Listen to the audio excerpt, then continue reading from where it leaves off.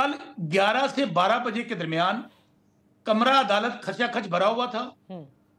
Justice सुल्तान तनवीर साहब ने समाअत की और मेरी अहलिया की अपीलें मंजूर कर ली और साथ ही अल्फाज अदा किए कि जाएं आप जाकर इलेक्शन लड़ें।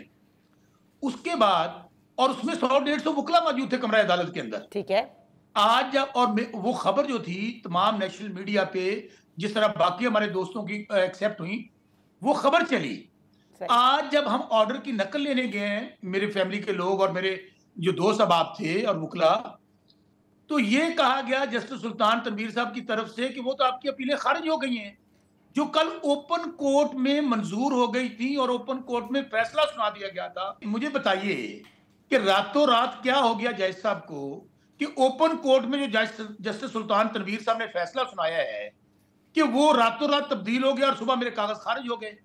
अब शौकत बसरा और उनकी मिसेज रिजवाना बसरा के कागजात खारिज हो गए हैं। अभी जब मैं आपसे बात कर रहा हूं, मुझे अभी तक फैसले की नकल भी नहीं मिल रही है। अच्छा, मुझे बताएं ये कौन सा लेवल ग्राउंड फील्ड है, ठीक, कौन सा ये इलेक्शन है, कौन इसको तस्लीम करेगा?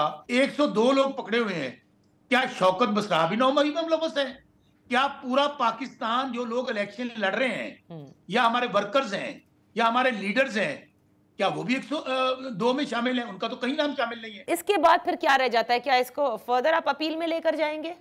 जाहिर है, मैं खुद भी एक कानून का अदना तालिब इल्म हूं, इसकी हम रिट फाइल करेंगे। मैं फिर बता दूं, अगर तो शौकत बसरा का जुर्म इमरान खान से वफादारी है तो नादिया, मैं आपके प्रोग्राम में अनाउंस कर रहा हूं, मैं ये जुर्म 100 बार करूंगा। ऐसी 100 एमएनए इमरान खान पे कुर्बान। और दूसरी बात, इंशाल्लाह आखिरी सांस तक और आखिरी वक्त तक अपने जो हमारे साथी टोला है, जो हमारे मुखालिफ हैं, जो हमारे साथ कर रहे हैं, इनका मुकाबला करूंगा। हाई कोर्ट में भी जाऊंगा और सुप्रीम कोर्ट में भी जाऊंगा।